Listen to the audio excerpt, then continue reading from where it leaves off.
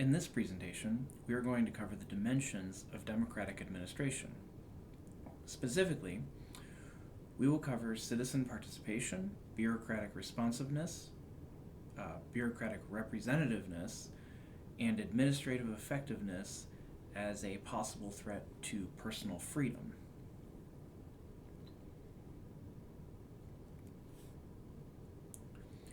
Citizen participation is a fundamental part of participatory democracy, and a renewed push for more participation occurred during the civil rights movement and a push for decentralization of urban government structures. Citizen participation comes in many forms, including attending hearings, participating in initiatives and referendums, sitting on governing boards, or participating in a community survey. You may have some experience with citizen participation in government. Personally, I have attended city council meetings when important issues affecting me have been discussed. I've participated in referendums or ballot initiatives where policies I favored or opposed were being considered. When states allow people to vote on things like legalizing gambling, legalizing recreational drugs, or banning smoking in public spaces, that's part of participatory democracy. You may have sat on a governing board in your local community too. I have. As a citizen of Sandusky years ago, I was a member of the Community Relations Commission, which dealt with contentious issues between the city, local businesses, and the community, oftentimes involving issues of race. There are some issues that come with citizen participation. For example, it's not always clear who should participate and to what extent. Identifying stakeholders can be a challenge. There is also a risk of co-optation, where one group or organization acquires the ability to influence the activities of another, which is then not true representation of the public. Additionally, decentralization and localizing control does not always lead to increased participation.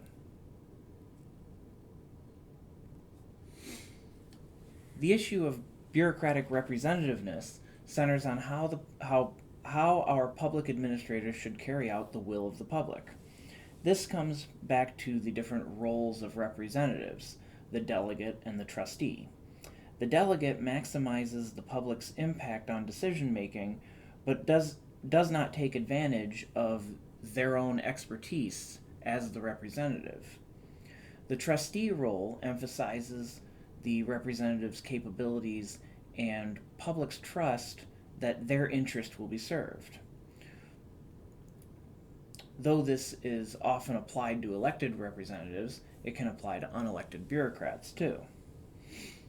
In the fundamental sense, we delegate our authority to Congress or state and local legislatures to make laws. Legislatures then have to delegate a certain amount of authority to bureaucracy to implement laws, removing decision-making power from the people. As members of the public, we know that we can't be perfectly represented, but we agree to delegate authority to our representatives for its efficiency, and we trust that we'll be fairly represented. This then brings into question what is good administration.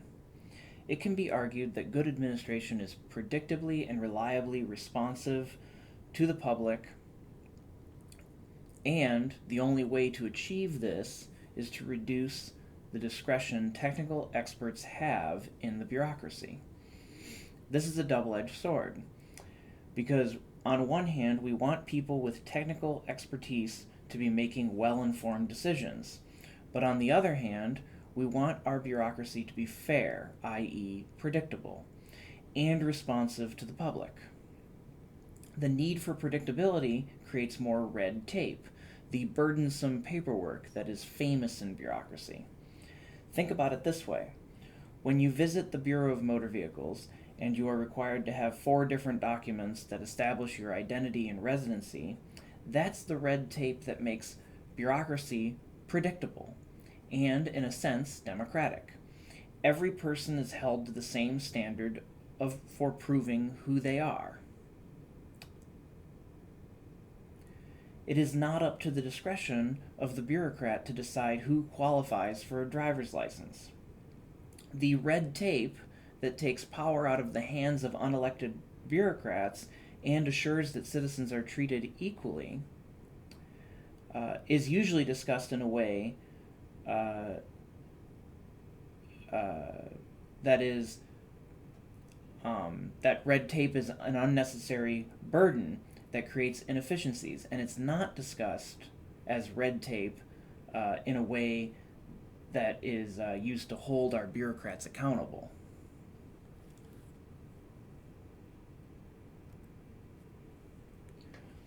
The responsiveness of bureaucracy depends on people's assumptions about what is and what should be in the conduct of government and public policy making.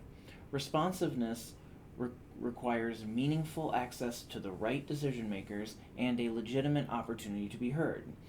Government and its agencies have to be able to respond to potential emergencies and ongoing policy and program demands in ways that meet new threats. There are two constraints to bureaucratic responsiveness. The first is public expectations. Ideally, it would be great if the public maintained reasonable and realistic expectations, but this is not always the case. And admittedly, bureaucrats will hide behind unreasonable expectations as an excuse for why things don't get done. The second constraint is that it is difficult to respond to all societal needs. There are often conflicting interests and a lack of coherence among what the public wants from government.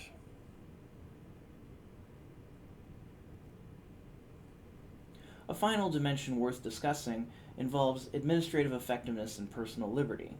As the government machinery strengthens, there is potential that individual liberties may be diluted. The actions of agencies such as Border Patrol, immigration, law enforcement, and national security agencies have the potential to impede on the Bill of Rights protections, even as the public servants in those agencies believe that they are faithfully serving the public. And this is worth considering as we consider what the role of the public administrator truly is. So in this presentation, we have covered the dimensions of democratic administration, including citizen participation, bureaucratic responsiveness, bureaucratic representativeness, and personal liberty.